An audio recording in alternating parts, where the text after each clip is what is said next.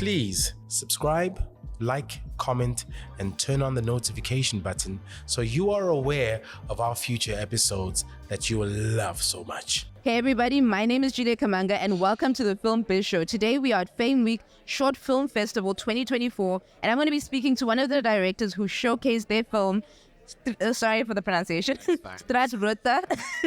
That's perfect. Yeah, thank you. I'm trying. And his name is Gasan Sallies. I apologize. I'm so bad at speaking fast sometimes. Anyway, but I'm super excited to get to know more about his film and let us have the conversation right now. How are you doing? I'm good, and you? I'm sorry for butchering all the names. Okay. Wil die meie van Cape Town. Straatkinders bly die Straatrotte. Se ense famous voorstel Dit dink asseblief. om blinde ou hier brille te koop. Do you mind telling everybody a little bit about what your film's about and what inspired it?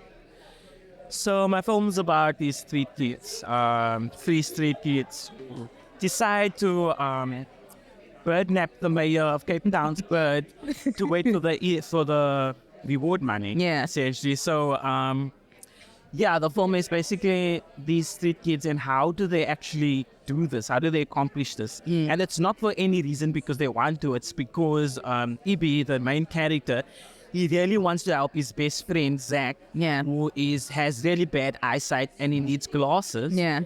But they don't have the money to get glasses. Yeah. So what's the next best plan? Ibi's a quick thinker. He thinks on the spot. Yeah. And he remembers, finding a stray cat and giving it to a granny and getting some money. Please, you have to say the full granny with. Granny, Oma hang dit. Yeah, it's Oma hang dit. That was hilarious. It was such a beautiful story. I really have to say. I don't like that they're street kids, because that's sad. But I do like that you looked at maybe following children rather and seeing them trying to survive and compassionate children, because I've never really met that many kids who are like, I'm going to get a bunch of money to help a friend out like that sometimes. But you also do, you know what I mean? That's like a very interesting. So why focus on street kids specifically? Honestly, I think I have this it's just a theme that I've kind of realized that I have. Yeah. I recognize I like working with kids first of all. Yeah. Because there's a lot to play with around it. It's like kids and imagination and things like that. And that's kind of where the animation Worked and effects comes kind of into play. So yeah, I see this in another interview. Adults are boring. Like we are so boring. Like the way we view the world, we just, and like for these optimistic snake kids to decide to birdnap a bird, Yeah. and like they just go with it. And like let's do this. Let's just do this, exactly. So, I mean, that's always like, I'm fascinated with telling stories where people don't have much, Yeah. in a way. And even if that's emotionally, physically, it's about kids that struggle. I really like that stuff. So, this is a fun film. I intended it to be fun and light-hearted. Yeah. But yeah, I just love working with kids. Yeah. They're fun to work with. Yeah. And yeah. I think it was really interesting to kind of play with the idea of children, as you said. So were there any challenges of the director kind of approaching it? Because I know that sometimes when you say, I want to work with kids, people are like, the funders are like, ooh. So I had kids and I had the animal. Yeah. On set. Oh, and it's like the two things that people always say like, no, it's a no-go. yeah. But obviously the film's about kids and it's about them getting this bird, so we just had to make it work. I wasn't that intimidated, Yeah. to be honest. For me, it was just about, and I think it was really nice that the kids weren't as experienced. Yeah. You know what? Because they brought this raw, fresh talent, this raw, freshness to the film. Yes, they did. And I think that was really nice. And we did rehearsals, and the rehearsals was crucial to make sure they were comfortable. Yeah. And, not only in their characters, but also in the fact that they have to perform the scenes from, a full scene, memorize lines, do all of those things. And I tried to brief them as much as I could in terms of like departments on set and like just about filmmaking in general, so that they can know a little bit more and not just be like, okay, screaming action and then they're doing their thing. Yeah. So that they could feel comfortable with, okay, that's the camera guy and that's the grips guy, that's the light, So, but they were very comfortable on set and I'm so grateful for that. I also kind of made like a sweets candy station, like a sweet station where the kids were the only ones allowed there. Yeah. Just to make them feel Like this is like theirs. And I don't know if it was a good or bad idea because they would stack their pockets. Oh no. And like I don't know. I don't know how much sweets they went home with every day. Their parents are probably so mad at you. They're like, dude, why are you doing this? Are you not seeing? No. That's cute though. And if I'm not mistaken, you're the writer too. Yes, I am. So how did you tap into that childish side of yourself? Because it's pretty fun as an adult to do it, but it's intimidating too sometimes because you're like, do I remember?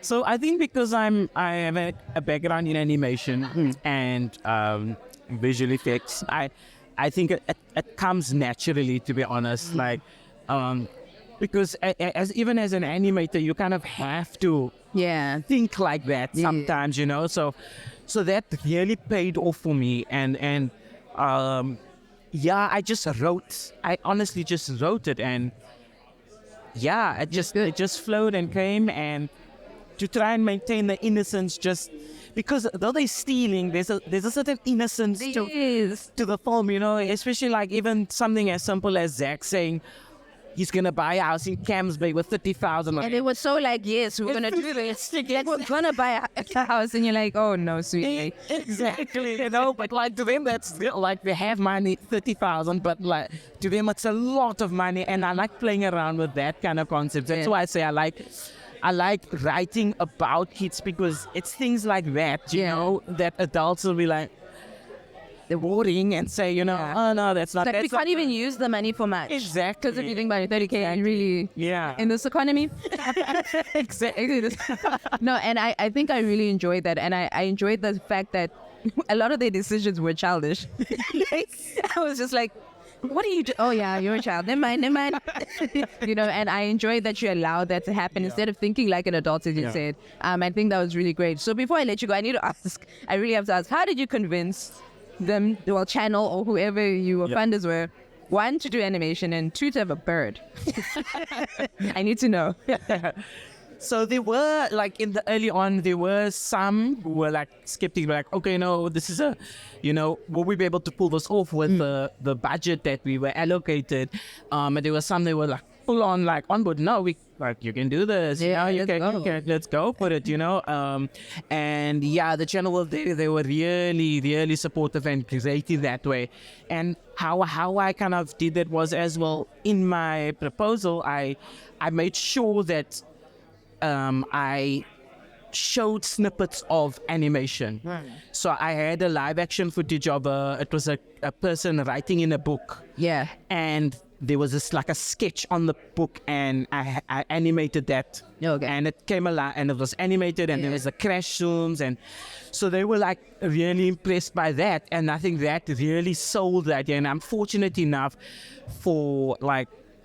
I was fortunate enough that I could do that, like I could sit and be like, because a filmmaker might have an idea, he wants to make a film mix with animation, but they don't not animators, and they can't. So I was really fortunate that I was able to do that. I was able to animate a sequence and show them what it could. And I think that was really the key to be like, okay, cool, let's do this, But technology really is evolving, and like even now in Cape Town and Joburg, we have the LED volume. I don't know if you know about that. It's a kind of replacing green screens. Oh yeah. Like The Mandalorian was filmed like that. It's this big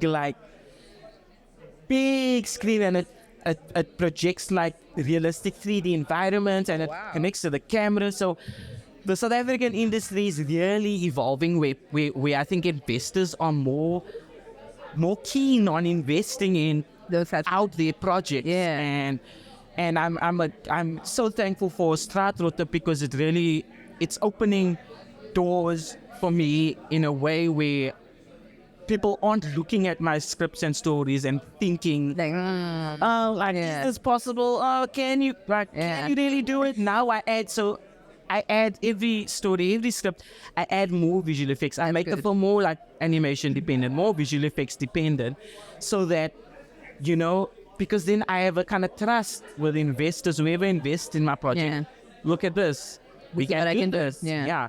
So That's amazing. That really, I'm really happy to hear this because I just think, I love animation and I love mixed media. As I said, as you sat down, I was like, this is dope. Why? It's part of, it's just another medium to tell a story. 100%. And why are we so scared of it? And short films that's blowing my mind right now. You have no idea.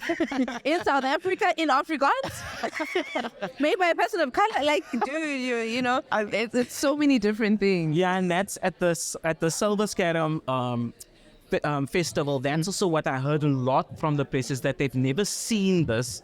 They've never seen this from people of color, and they've never seen this done in like a South African short film, and it's in Afrikaans, as you say, and it's a full of people of color cast. I've heard a lot of that lingo at the Silver Scarum Festival. So it's really nice, and it's really nice to hear, to be honest, because it's at the end of the day, I just want to make cool shit. And this shit. I just want to make things that I want to watch, things that I want to enjoy, and I'm always for making films that represents our community, that represents people of color, and getting talented kids that have no experience. Like I said, I found I casted them from a garage in Grassy Park, and it was an open audition. I said I really wanted kids that they don't know anything about film. They have no experience, just a raw talent, and I was grateful to find that.